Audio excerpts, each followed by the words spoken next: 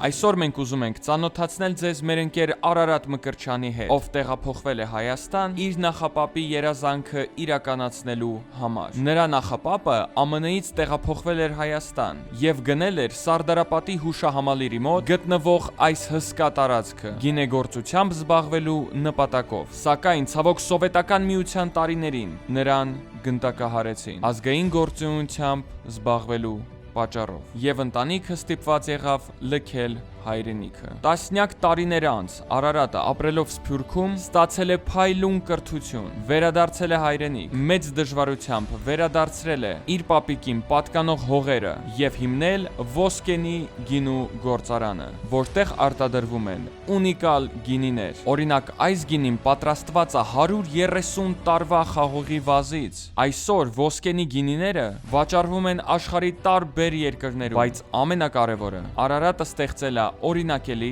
գեղեցիկ հայկական ընտանիք, իսկ նրա ծնողները մեզ շատ ջերմ ընդունեցին գործարանում։ Այս ամենը տեսնելուց հետո ես զգում եմ մի բան՝ հպարտություն։ Իսկ դուք մեկնաբանություններում գրեք, թե ում գործունեության մասին պատմենք հաջորդ անգամ։ Շնորհակալություն։